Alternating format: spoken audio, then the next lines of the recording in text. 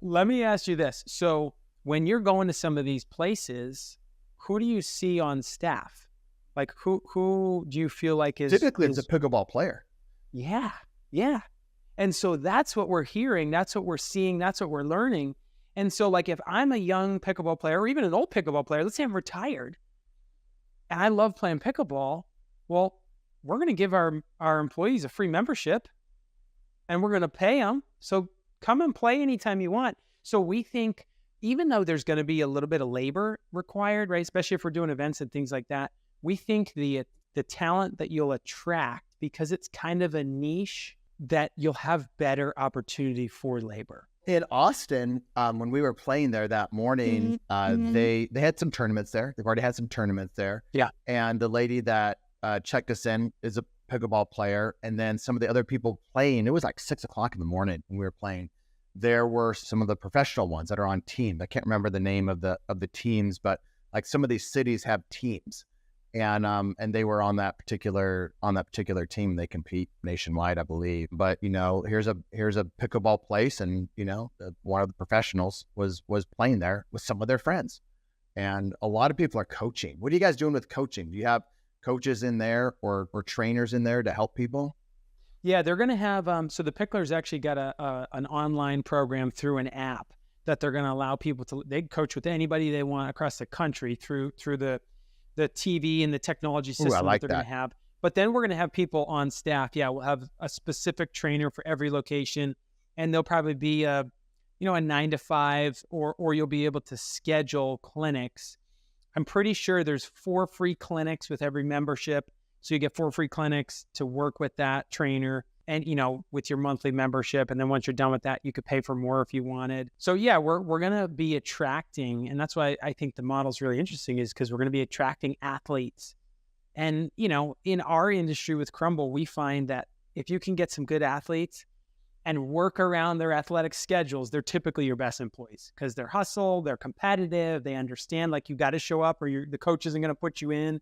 So yeah, we're excited about that. But yeah, there'll be some trainers. The staffing, you're looking at a manager, probably 15, maybe 25 part-time people, and then probably like an event coordinator.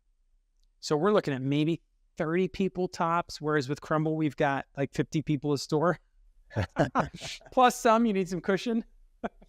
Think about that. 50 people for how many square feet? 1,200, 900 square feet? 2,000-ish. 2,000? Yeah, No. 2,000. For Crumbl, 2,000 square feet? Yeah. Oh, because you got to bake and all of that, right? Yeah. It's all from scratch. So our smallest store is 1,250, and that is tight. Yeah. And then our biggest store is 2,400. It's a little bit too big. So, but it's in the best location. So I'd rather pay for that than not, Well, let's talk about financing this, because these things are not cheap to open up. So what are your plans to pay for these picklers? Well, I thought that's why we were talking. Weren't you and I gonna... Listen, the answer is always no unless you ask, right? Yeah, that's right. No, so financing, so we're going to go SBA with a couple of them. I think we can get up to like 5 million until you have to go outside of the SBA. So we're going to do SBA with a couple. And then because of the Crumbl's cash flowing, we have some really good cash flow with Crumbl.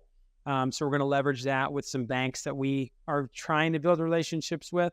Banks are literally my favorite people in the world. I just love banks. So we're trying to make a relationship with a bank that we've got a lot of money with and just kind of utilize them. And then, do some self-funding. We really wanted to try to not give up a ton of equity. We did that a little bit with Crumbl in the beginning, and then we bought our silent partner out. Just our mindset is operations is so important. And if you can get an operational partner, like now you're talking 3 people that can go run and build, as opposed to just 2 or just 1. So yeah, our third partner that we just brought on, really, really good friend of mine, just got a really nice payout from a position through a sale of a company that he's with, which he didn't have to get, right? He's an employee technically, but he's coming on with us, which is going to be awesome. So we're just going to run hard. But yeah, we're going to do SBA and then try to leverage the equity in some of our buildings. And then, so we've got 13 licenses. And to be honest with you, Erik, like we want to scale big. Like we want to try to get to 30 if we can. So that may, there's going to come a point, especially with these big build outs, right? I think you're looking at probably 800, close to $1 million to build one. And so there's going to come a time where, and you know where it is, right? There's that crossroads where you're going to need an injection of capital to really keep going. So I think when we get to that point, we'll probably look for some outside capital, maybe a partner to bring in some cash, or at least have the ability to leverage. Well, it'd be cool if you could get some of your own, if you could buy some of your own buildings, Oh my gosh, yeah. I think if I had to do it over again at Sola, I would have purchased, we had 12 locations. I would have purchased a handful of those if we could have. How big are those, some of the square Sola, footage? 7,000 to 10,000. Okay. Yeah. So, especially if you're doing like up and coming areas, because you're on the you might be on the outskirts of like prime commercial, but maybe it's a little bit more destination that has some good, visibility. That might be good for you guys. And if you could pick up some locations by purchasing them, that'd be great. I know some of the Sola franchisees and just in general, some of the Salon Suite franchisees in general have done very well by purchasing, like very well. So, and I know you might be able to find some investors that you could partner with on that, because you could partner on the real estate itself. And I know some real estate investors that just do that. Like they would be the ones that would want to partner with a brand like that, franchisees like you, to be able to invest in real estate. So that might be something. That's a great idea. That would be good. I never thought about doing the investor side just for the real estate. You sound like David here. He was telling us if you guys keep making all this money, you're going to need to start buying big buildings. Yeah, get some good, true, get right? some good depreciation, accelerated Absolutely. depreciation out of that stuff. And it just sucks when you have to recapture it. But if you're a qualified real estate professional, and then you can have some other tax, be able to mitigate some of that.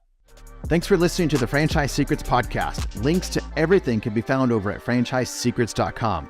And if you want my help with anything from starting your own franchise to growing your current franchise business, please visit scalablefranchise.com.